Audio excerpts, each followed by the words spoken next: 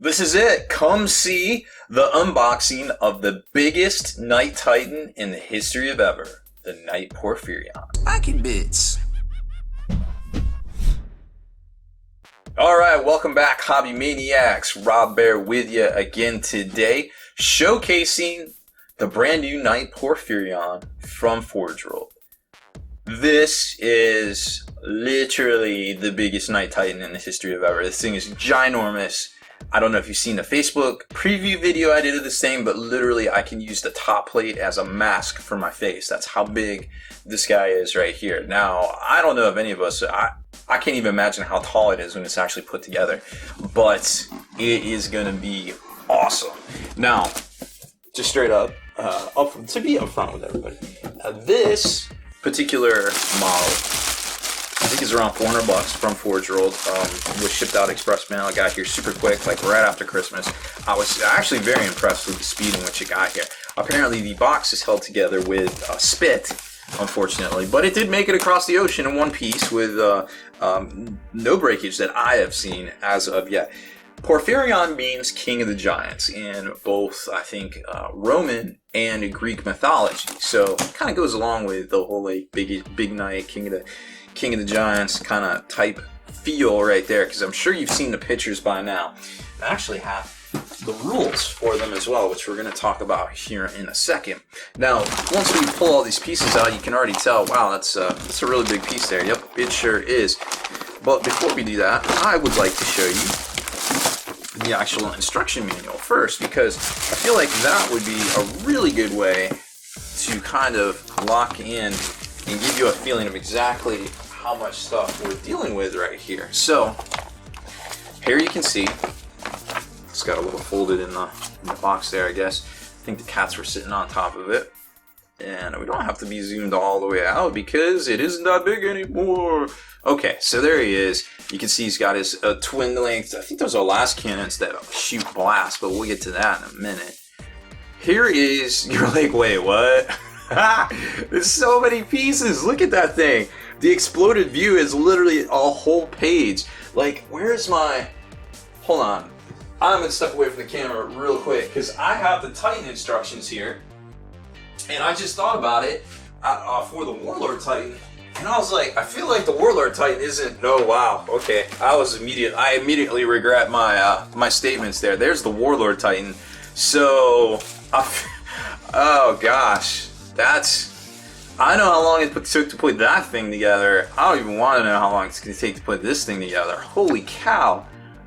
That thing looks, I mean, size-wise, obviously the Warlord's bigger, but I mean, look at that guy. That's just nuts. That's a lot of pieces. Whew. All right, well, let's dig in here. I mean, you can't really tell anything from the picture right here, but it's got a lot of different parts. From the structure of the feet, it's very similar to the Warlord actually, but it's got these like weird kind of isosceles triangle kind of like support type deal. Now it does have a big hollow interior for the most part, but then it also has like the pilot chamber, so I don't know what to make of that quite yet. It doesn't have the rail system. That's kind of flimsy. It's got like this solid kind of rail that the shoulder pads or the armor plates attached to right here. Lots and lots of armor feeds and different things right here. It's got some mid-sectional kind of chest guns as well. It's got this little banner and a lot of stuff going on here. A lot of different pieces. Of course, you can leave the majority of the armor plates off. So let's just flip through the book just to get a sense of just how massive this thing is. So just like the Warlord Titan, it has different toe pieces, of course. Then it's got the same kind of deal here, how you attach it to the actual body, except for actually, no, this is a little different. It's kind of, it forms a socket into there. And then, of course, you might not want to attach those armor plates because, again, you probably want to paint them first. This section down here with these little support brackets is very similar to the Warlord Titan too. So it's kind of like a mini Warlord Titan, maybe reverse engineered from the Warlord in certain ways, I guess, I suppose, but not 100% for sure. So once you get your feet positioning correct, you can tell that, hey, now I'm going to lock in these little like weird isosceles kind of support structures. And of course, they're going to lock in there very similar to how you do with the Warlord Titan to support the weight, because it is a very immense, its girth is big for all that stuff up top and all the guns and everything. So that kind of makes sense. And then you come in and you put the plates over top of it and the little hip kind of outer calf, top plate, whatever you want to call that, armor there. I'm not an armorologist. I don't know what these things are called. Just gonna shoot from the hip, and then the pistons and things. So just a couple of things right there, obviously looking very similar to the Warlord Titan. Then you build up the inside cavities. And then the shoulder joints as well. Right there is where you're gonna lock in. I think the piece goes over top of that. So building all that up, and then here's the big piece on the top that's like literally as big as my face. Kind of crazy. So you see some of the sections are going to be hollow, but the top kind of pilot cavity is not. You can actually buy that pilot from Forge World's site if you want. And you got two different weapon options here for the missiles. We're going to take a look at that in a second. The flip up missile launcher, and then the head and the armor pieces, face guard, I guess, definitely can be painted separate. The weapons here, and then it's got a whole bunch of different armor plate, and there's a whole structure and rail system to that as well. So that could be glued into place, but maybe not the armor itself. And then right here, it looks like that. Oh, I was wrong. So the top shoulder pad's actually attached to the arms. That's interesting. So there's the rail right there, which attaches to the weapons right here. Okay. And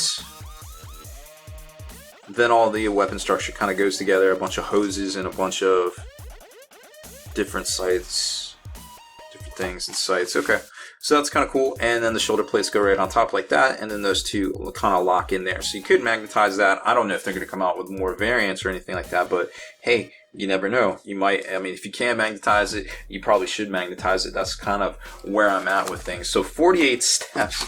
It's kind of nuts. Let's see how many. So to assemble the Warlord Titan, not counting the weapons, 35 steps right there.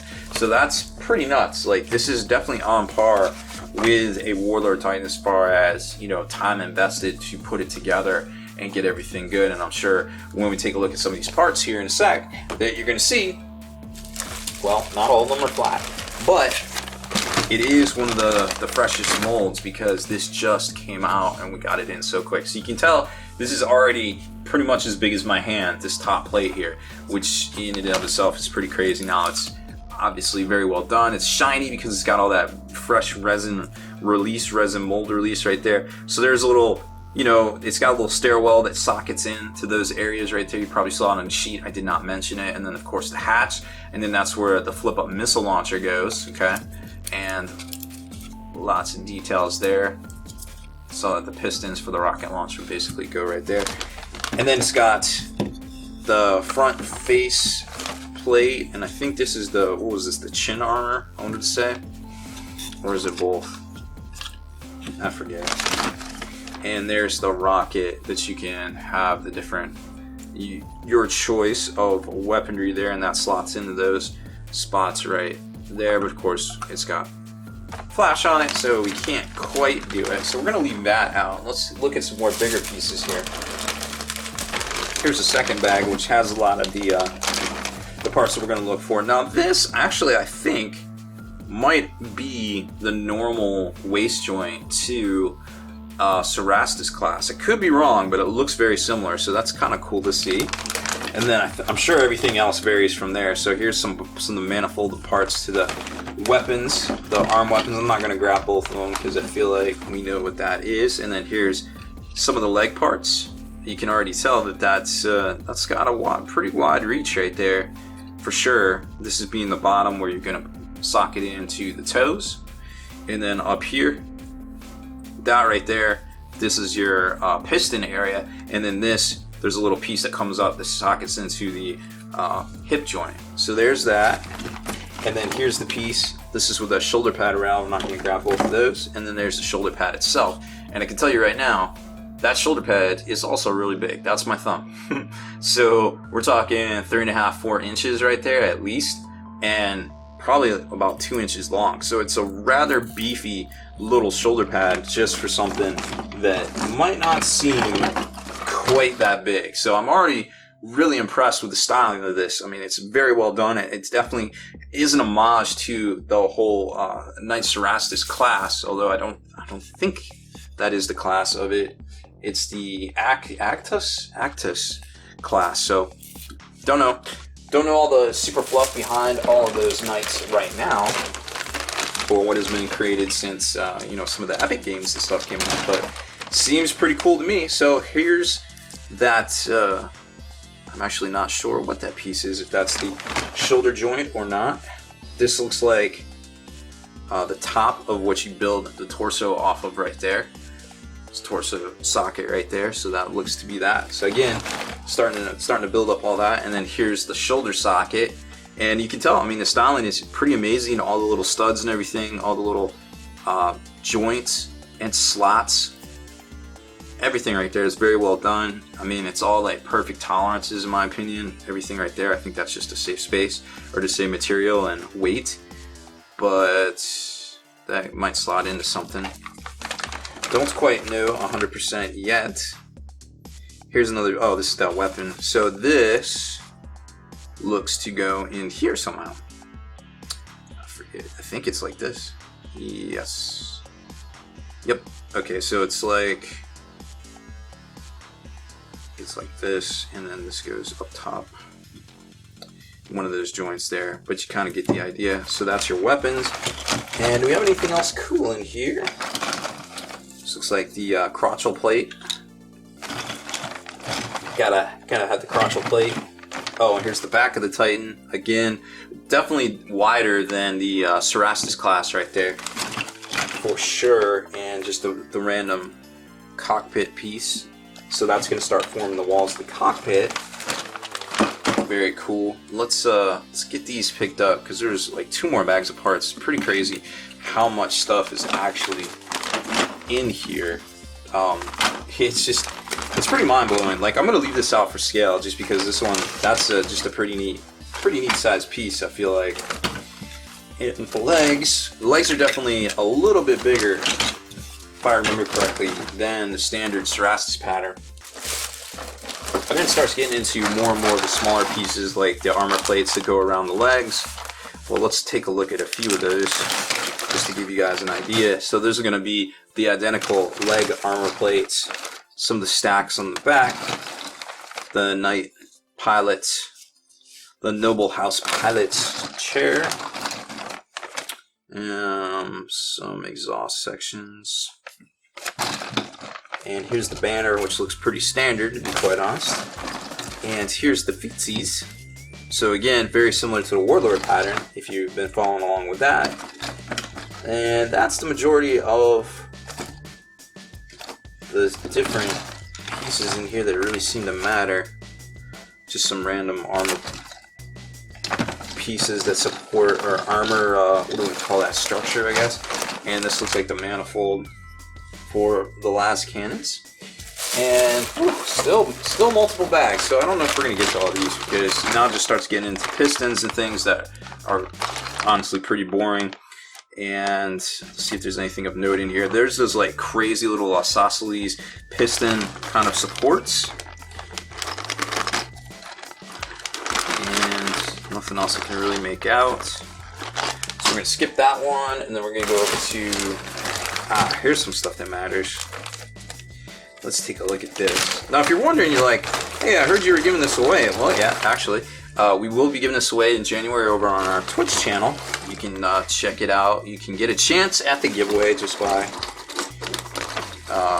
going over to Twitch. What is it? Twitch.tv/SpikyBitsTV. There's some of the missiles. And following us, you actually get what we call a catnap, which is the currency of the channel. And that will enable you to basically get a free chance at the giveaway when we go ahead and run it in January. Here's some of the pistons. So here are the toes themselves. This is the actual hip joint from that flat piece I showed you in the legs up into the hip socket itself. Of course, there's 2 of those bad boys. And the barrels, there's 4 of those. So I think this is very similar to the Sikaran Venerator, the thing with the haptic, has the haptic feedback. gun. So I'm not sure if this thing's going to have official 40k rules, to be quite honest. And then, of course, the power couplings or power cables to those las cannons themselves, and then the point defense las cannons that go in the chest area. There's some sockets and things. I probably missed those. Oh, here's his head. Pretty neat. Definitely reminds me of those Tartarus pattern kind of Terminators. I guess you could say this is kind of like a Tartarus pattern Terminator in and of itself. And then there's the top plate of the head, and it goes in there. So very similar. I like it. I like this little guy. He is really neat. Okay, let's get this cleaned up and let's talk about the rules. And here's the points on him. So he's 495 points for the Porphyrion. Weapon skill 4, ballistic skill 5, so he's hitting pretty good. Strength 10, 14, 13, 12, so not so much in the rear. Initiative 3, attacks 3, hull points of 8. It's got 2 twin-linked Magna las cannons, 2 auto cannons, but it also has the option for las cannons in the box here. The Iron Storm missile pod, or you can equip it with the Helios for, I think, free, if you so desire. Obviously, that has a Skyfire component to it, as you would imagine. Now, special rules, household rank, Blessed Auto Mascara, with normal super heavy walker rules as well. Now it can be upgraded with ocular augmentics, which are kind of like a question mark for me at least, and we'll talk about that in a sec. It comes with the IRAD cleanser. It can be upgraded to a las cannon for 10 points, or excuse me, you can switch out the autocannon for the IRAD for free. And then it gets down to the household ranks. So of course there's special ways for fielding it, as far as that goes. The household rank special rule out of the Questeris Knight Crusade Army list. Oh, that's a special one out of, okay, I remember now. I don't have that book handy, but if you're obviously interested in this knight, you can look that one up there. Then it's got the Blessed Mascara, the Auto Mascara. The Porphyrion has the special rule: if it has suffered any hull point damage at the end of the controlling player's roll, turn roll a d6. On a roll of 6, a lost hull point is restored. That's kind of cool. I mean, I feel like there's other words to describe that, but you know, they Mechanicus, they gotta have their special stuff. And of course, it comes with an ion shield, has a 4+, invulnerable. Boom, but you have to position it. It's not made against close combat attacks. And then the ocular augmentics rule gives him the night vision, and he can reroll results of a 1 on the vehicle damage and destroyer weapon attack table, which are inflicted by their shooting attacks at a range of 12 or less. Which I kind of don't understand that part. Like, does that mean that if they shoot these at 12 inches or less, these weapons become D? Maybe I'm confused. Maybe I'm reading too much into it. But I'm like, why would they mention that if these are not D weapons right here? So may reroll results of a 1 on a vehicle damage table and destroyer weapon attack tables, which are inflicted by their shooting attacks at a range of 12 inches or less. Maybe I guess that's a different part of the sentence there, but I'm not sure where they're getting a destroyer attack to begin with, because if you take a look at their weapons here, the las cannon is, while great at strength 10 AP2, of course, ordnance 2 large blasts, so each one of those is spitting out 2 large blasts at strength 10 AP2, not ignoring cover, and obviously not D according to these rules. And then you've got your choice of the missile pods, which, you know, at face value are great for what they do. A massive blast, ordnance 1, again, not ignoring cover, so not super competitive in my opinion. The Interfire 2 shots, Skyfire Interceptor at strength 8 is very strong. Strength 8 at Interceptor is very strong, so that's going to do some work. And then of course you got the autocannon, las cannon, we all know what those do. So this whole section right here really has me confused, to be quite honest. I'm not sure what this is all about. So if you have an idea, you know, obviously drop it in the comments there. But gonna craft a little message to Forge World on their Facebook and their emails and see what they have to say about that one, because that doesn't make much sense to me. But maybe somebody out there, maybe this is you know, experimental, we don't know yet. So I'm not gonna judge by this particular printout, but overall I think it's a great looking model. I'm not sure about the rules. I mean, I feel like they're pretty average. It's almost, it feels like it's a 5th edition 7th edition Titan stuck in 5th edition like rule set almost. That's what it kind of feels like to me. It's a little disappointing because I want to just get a rock, you know what I mean? But if there's some D-weapon mechanic in here I'm not seeing, that would be more preferable for me. So that is about it. Thanks for listening to my rant and unboxing review on the new Knight Porphyrion. Make sure you go over to twitch.tv/SpikyBitsTV and drop us a follow on there to get your chance at the giveaway we'll be doing for this fantastic Titan. I think it's, like I said, it goes for about $400 or so. So, missions, clarifications, comments, please leave it in the question mark field below. Deleted scenes, bonus content, and all the interviews and post-game wrap-up videos can be located in the Hall of Veterans on thelongwar.net. Visit thelongwar.net today and try a week completely free with no strings attached. That's not all. Thelongwar.net is also your hobby resource for exclusive early access with an ad-free experience to all your favorite videos. Members of the Hall of Veterans gain early exclusive access to multiple hobby videos.